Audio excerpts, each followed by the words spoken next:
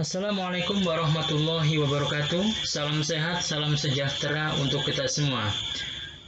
Perkenalkan, nama saya Giatno.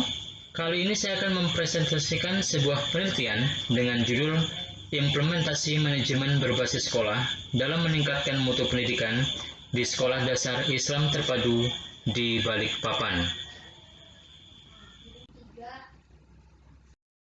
Kita awali dengan bab 1 pendahuluan.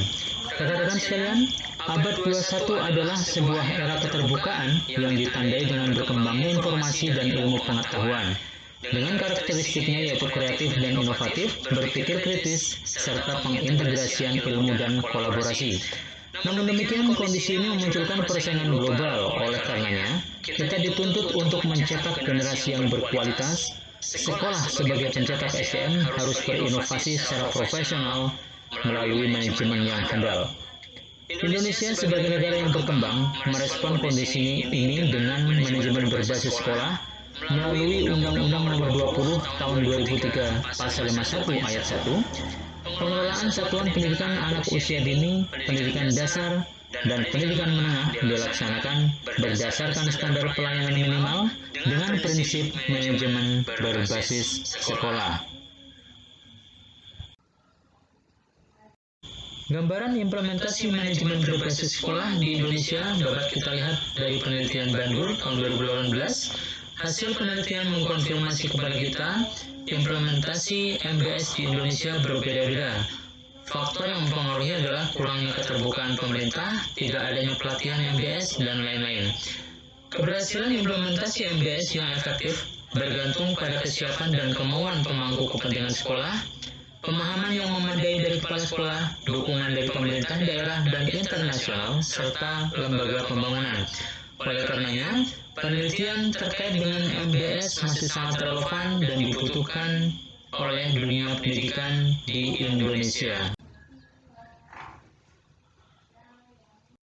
Tujuan penelitian ini adalah untuk menggambarkan implementasi MBS dan partisipasi tenaga pendidik, tenaga pendidikan, serta komunitas sekolah terhadap implementasi MBS di SDIT Ibnu Hajar Balikpapan.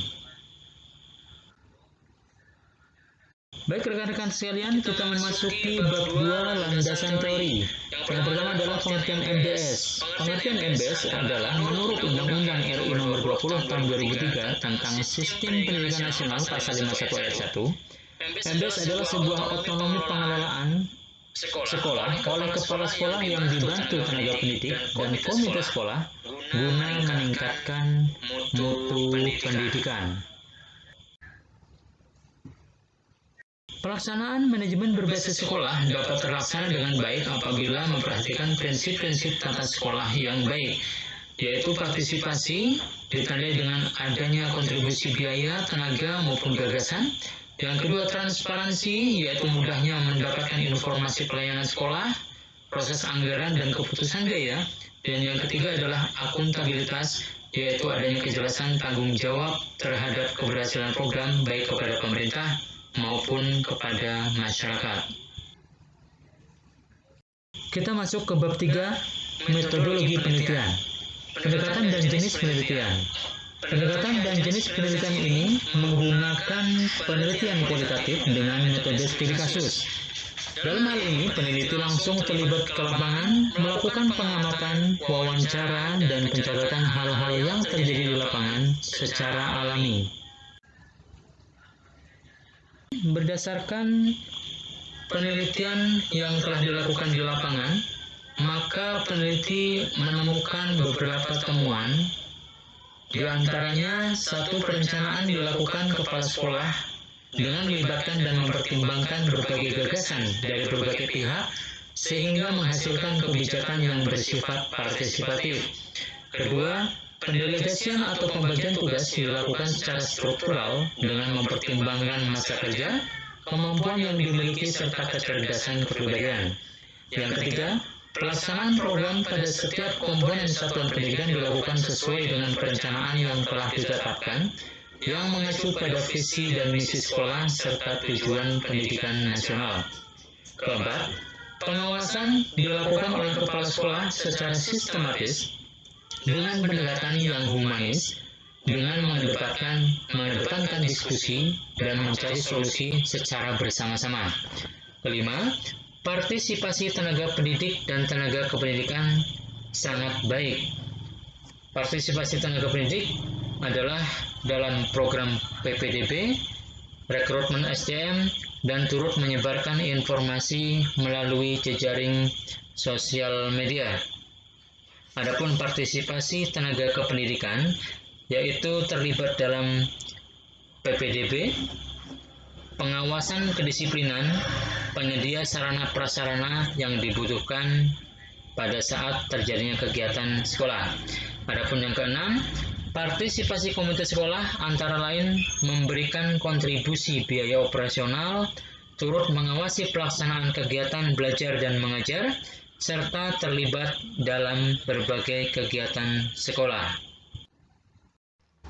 Rekan-rekan sekalian, kesimpulan dari penelitian ini adalah implementasi manajemen berbasis sekolah di Sekolah Dasar Islam Terpadu Ibnu Hajar, Balikpapan terlaksana dengan baik.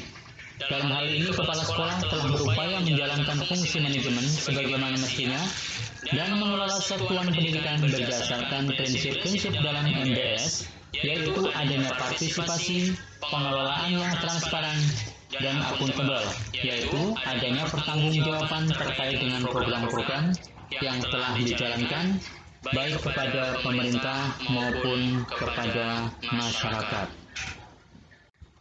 Berdasarkan hasil penelitian di lapangan, maka peneliti memiliki beberapa saran, diantaranya hendaknya kepala sekolah memerhatikan kebutuhan guru dalam hal peningkatan kualitas mengajar dengan menyajikan berbagai pelatihan prioritas dalam artian benar-benar sesuai dengan kebutuhan saat itu.